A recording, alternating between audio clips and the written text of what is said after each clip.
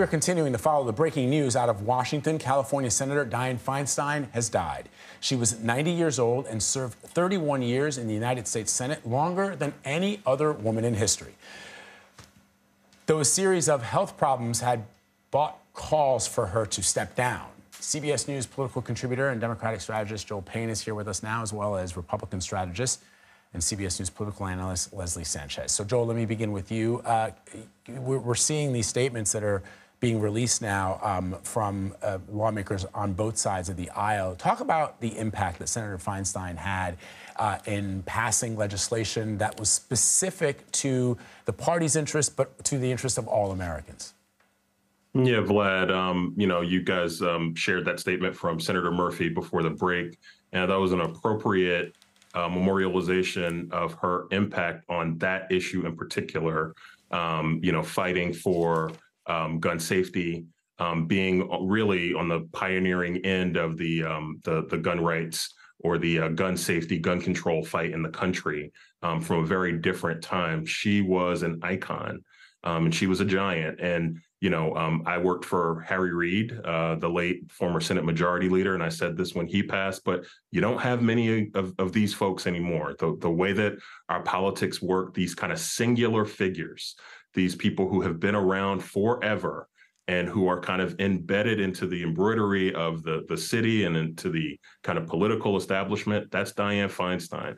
I also think just her own kind of political how people think about her politically. She is from San Francisco, from California, former mayor with this, amazing kind of native story from the murder of Harvey Milk, the assassination of Harvey Milk and Mayor Moscone, to where she kind of transcended as a trailblazing national figure.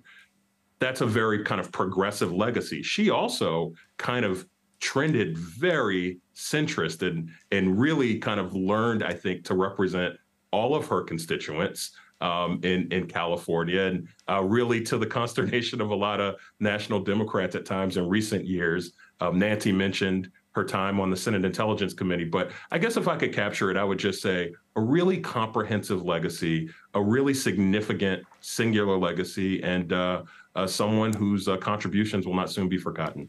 And of course, the tributes are coming in from both sides of the aisle. I'll read a couple from some Republicans. Senator Tom Tillis read this a little bit earlier, but Senator Dianne Feinstein was a trailblazer who lived an incredible life dedicated to public service. She was one of the most effective legislators in recent memory because of her willingness to work across the aisle in good faith in order to solve complex problems.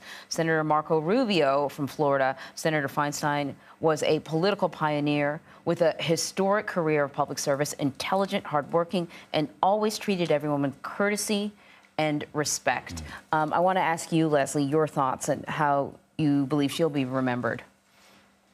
I love the homage there of courtesy and respect. A lioness. We talked about the late Senator Ted Kennedy as being a lion of the Senate. She was a lioness. She was someone who could bring people together. And when we talk about the true bipartisan spirit, it was a bigger leader who understood the purpose of their service, and you can never deny that.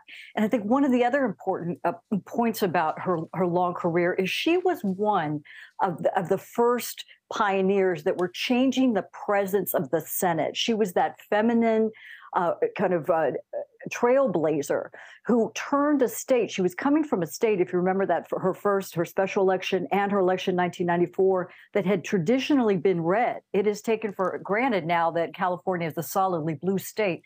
But her victory in 1994 was really a big start in California moving into this blue wave. She was the emblematic of the type of leadership and the bipartisan spirit that state needed. And I think it's a legacy both sides of the aisle can continue to learn from. Joe, let's talk about the impact that this will have in the Senate as her role is now left vacant. Obviously, the governor of California, Gavin Newsom, I believe, if that's the way it works across all 50 states, the governor will be able to appoint somebody. But there is that period where, as Seth MacFarlane pointed out to Anne-Marie earlier this morning, where now Robert Menendez, who may have been thinking about resigning, as so many of his colleagues have called for him to resign, becomes a consequential figure in the Senate. Yeah, it's a good point. And, unfortunately, we do have to turn to the matters of the day. And it's a very consequential matter. Look, she is one of a very slim majority for Democrats in the Senate. And I think that, her passing creates real peril in the event that something happens with Bob Menendez in the intervening days. I think Scott's point is right. I think it makes it less likely that Democrats will be, kind of urgent to move on Menendez for their concerns about the charges, the federal bribery charges that he was brought up on last week. That's really the state of all of our politics. Look at Kevin McCarthy in the House. You've had some recent resignations and some folks like George Santos in trouble. He can't afford to have those seats vacated. I'd say in the Senate, Democrats are in a very similar position. I do think, just really quickly on Governor Newsom, what really complicates this is there's a very active, very competitive primary in California for Senator Feinstein's seat, which she was not going to contest in 2024. You have among the kind of leading candidates, my former boss, Representative Barbara Lee from the Oakland, California area. You've got Katie Porter and Adam Schiff, two very notable California representatives who have been really slugging it out in a really competitive primary. And I think that complicates Governor Newsom's choice in this moment. Governor Newsom has talked about the desire to appoint a woman of color to that position, Barbara Lee being a woman of color. Other very notable women of color in California would be viable for that position. That's a tough choice for Governor Newsom in this moment. I want to sort of pivot back to some of her accomplishments, Leslie, and I was kind of zeroing in on, there were accomplishments for women and accomplishments for the LGBTQ community. Accomplishments for women, we're talking about the domestic violence legislation that she was able to get passed. And you think it would be a no-brainer to have legislation that protects women against domestic violence, but there was pushback. It wasn't sort of universally approved, though she did win over a number of Republicans as well. She continued in every reauthorization to go on the floor and say, I'm sorry I have to keep repeating this, but would cite the latest statistics on women that are being, put in these brutal situations and how we had to come together on something like this. She was just relentless in her efforts to protect women and be that voice. And what I talked about earlier about having female leadership in the Senate, these were the types of measures that they really took as personal agenda items to convince and use their political prowess to make America better and protect everyone, whether it was LGBTQ or women, underserved communities, whatever that may be. She did the assault rifle ban. She was always concerned about that. And I think to her strength, she was able to reach across the aisle and find that compromise. She wasn't that polarized figure you see today. She was looking for ways they could meet in the middle. And that was really a mark of her leadership. And, I'm sort of quickly looking at some of the statistics associated with the Violence Against Women Act and whether or not it was impactful. And certainly when you look at the National Archives, they say, fewer people are experiencing domestic violence, decrease of 35% since the passing of that bill. So, it's not just because part of the argument was this is unnecessary. Right. There are already laws in place to protect people from this sort of violence. And she said, no, we need to carve out a special protection for women. Well, Anne-Marie, if I could say that point, that was the point of her going on the floor consistently and talking about that. She was raising that awareness because it's in the silence and in the darkness that domestic violence continues. So being that person who could really champion the issue was, I think, the reason there was so much attention given to it, both inside the Senate chamber and externally across the country. And Joel, as you know, Senator Feinstein was instrumental in passing the 90s era assault gun ban. And in 2013, she reintroduced legislation for that assault ban and showed that a majority of Americans supported that. We've been talking about this because I sort of feel that will be her lasting legacy, the one that what you mentioned, Anne-Marie, about violence against women, her passion over same-sex marriage and the right for people to be able to marry who are same-sex, and her stance on weapons in the United States. Yeah, Vlad, I mean, I think the point that belies what you're saying here is that there is a really fulsome legacy here. Leslie, so I think wisely and comprehensively talked about the work on the Violence Against Women's Act. You bring up the gun control, the assault weapons ban. Obviously, her work as the chair of the Senate Intelligence Committee during kind of the post-Bush Iraq War era. That was significant.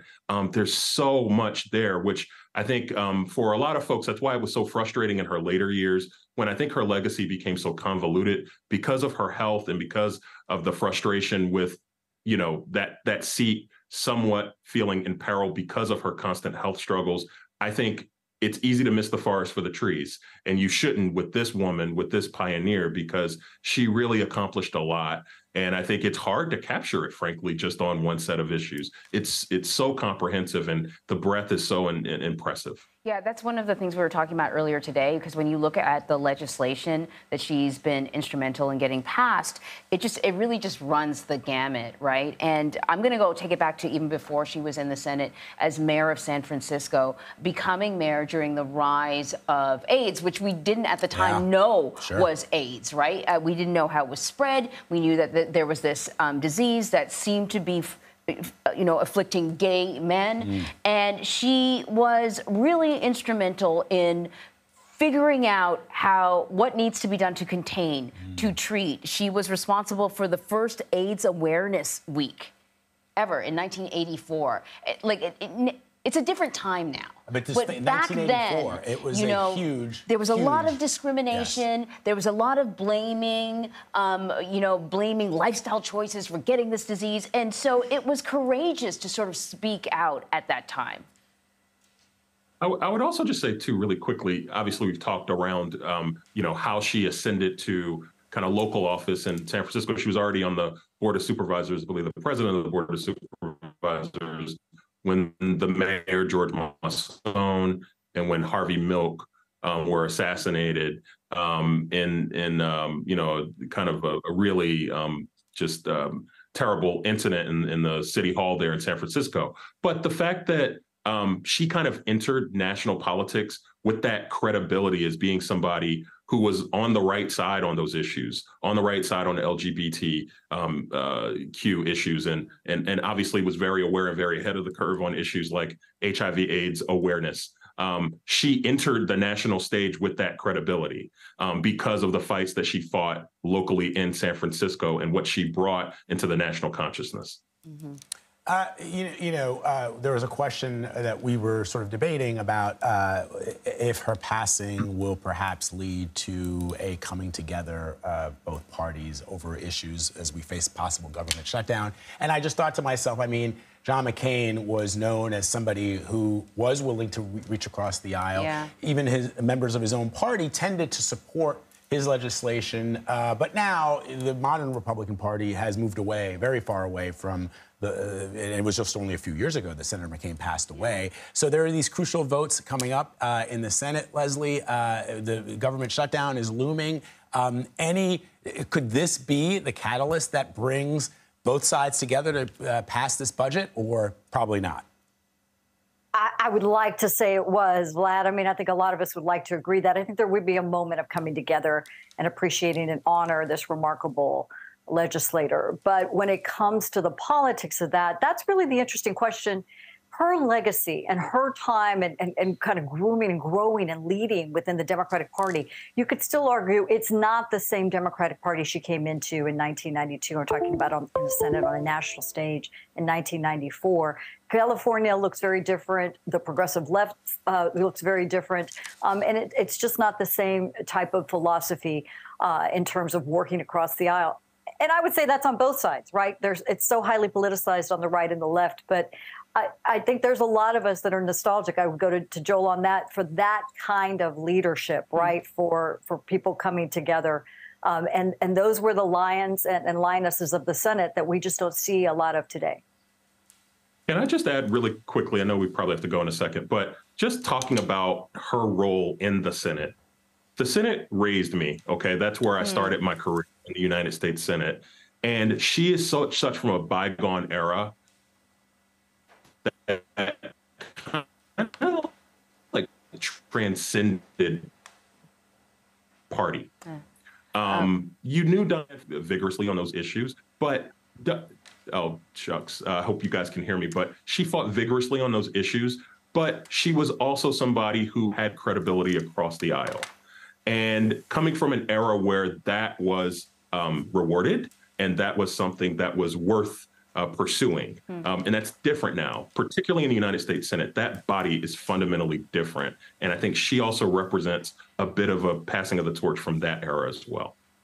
Yeah, you know, you would think that with both houses being so close in terms of numbers that this would encourage cooperation. But what we see increasingly is the exact opposite and things not getting done. We just received a statement from Dianne Feinstein's office. I'll just read this to you all. Sadly, Senator Feinstein passed away last night at her home in Washington, D.C. Her passing is a great loss for so many, from those who loved and cared for her to the people of California, and she dedicated her life to serving. Senator Feinstein never backed away from a fight for what was just and right. At the same time, she was always willing to work with anyone, even those she disagreed with, if it meant bettering the lives of Californians or the betterment of our nation. There are few women who can be called senator, chairman, mayor, wife, mom, and grandmother. Dianne Feinstein was a force of nature who made an incredible impact on our country and her home state. She left a legacy that is undeniable and extraordinary. There is much to say about who she was and what she did, but for now, we're going to grieve the passing of our beloved boss, mentor, and friend. And if you're just tuning in, you can see right there on the screen, Senator Dianne Feinstein has passed away. She was 90 years old. She had suffered from a number of medical issues over the past maybe 6 or 7 months or so. She had, she was sort of visibly slowing down. She was in a wheelchair, and she said that she was not going to be running again. I haven't seen any sort of recent polls, how they felt about her in California, but I know that, she was incredibly popular in California over the decades that she represented that state. Well, she and Leslie, you may have a thought here as well, Leslie, but I'll just say really quickly, she survived a primary challenge, her last election, and California, because of the jungle primary nature of what they do, I think that allowed her in part to survive that. But I think she was going to have a challenge if she decided to go for the seat again in 2024, which is why there's such a competitive primary now. That said, I think there will be an outpouring of affection and of love for Senator Feinstein in the California, and throughout California. She is a beloved and respected figure. Joel, I mentioned that she had some health challenges. And of course, one of the things that we have been talking about even before this when we had conversations about her legacy, we talked about whether or not the last bit of her time as senator was going to taint her legacy, because she was clearly weaker. There were conversations about whether or not she should stay in office. She seemed like she still had the fight in her, and that she, it appeared as if for a while there, Joel, that she was going to run again. Many of her fellow senators, maybe they weren't saying things in front of the cameras, but you would know what the conversations were like, in the hallways and in the offices about whether or not she could still serve at the level that the people of California deserve. Yeah, for sure. And I'll be brief. I'll stop yapping so we can hear from my friend Leslie. But I'll just say really quickly, yes, look, her age and her ability to do the job. I think also when we're talking about age, there's two different things. There's age, and then there is the capacity to do the job. Bernie Sanders is an advanced age, but no one has questions about his ability to do the job. And I think sometimes those issues get conflated. But I think given her health challenges, there were some real earnest concerns about her ability to do the job and to serve vigorously. And there's also a really burgeoning generation of new political figures in California who have been looking for an opportunity to rise. And I think Senator Feinstein's seat provides that opportunity. All right. Joel and Leslie, thank you so much for jumping in there. Initially, we thought we were going to be talking about, funding the government, what's happening over the weekend, and all that sort of stuff. Yeah, but things change, and so we really appreciate you guys jumping in. Thank you. Thank you.